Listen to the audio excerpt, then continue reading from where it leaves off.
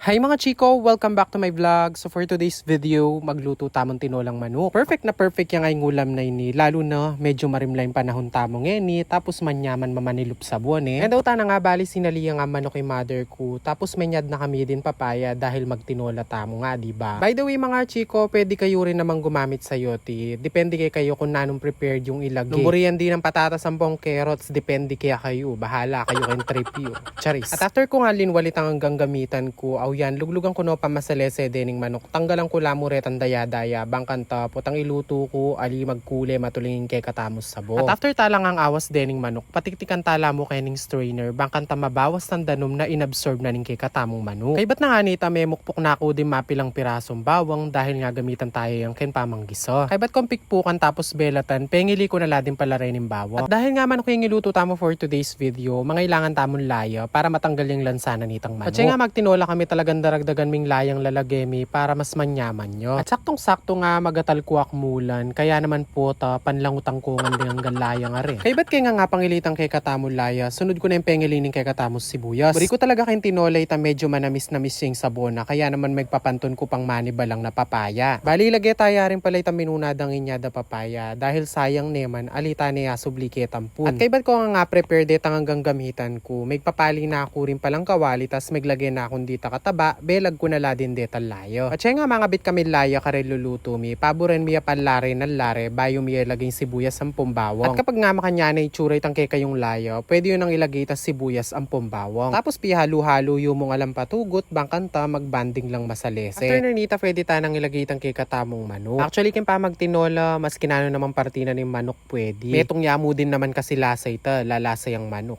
Charis. Ay, ba't nanita pi halo-halo tano na naman? O, diba? Alang kasawan na pa mag-alo for today's video. Dahil nga rita mo maglagay patis, asin na mo yung ilagay tamo, bangkan tami kalasaya pa rin ning kay katamong manok. At kabang ang panayan tamo lumalis sarilin tabada rening manok, ilagay ta na rin pala yung kay katamong paminta. Paminta nga palang duruging lege ko, bangkan ta mas malaso. At kapag nga may evaporate na itang pinakakatas na ning kay katamong manok, ilagay ta na la rin pala din yung papaya. Dinaliwa kasi po ta magluto lang tinola, po ta nga tines sabo, karindo pa ilagay din yung karelang papaya. Pero kami kasi po tang migisaya, iyabe mineri nitang papaya, bangkanta makilasan niya. At syempre kay bat nanita, alang katapos ang pamangogo. Kay bataya nga pangogo, maglagay ta na rin metong adrama danum.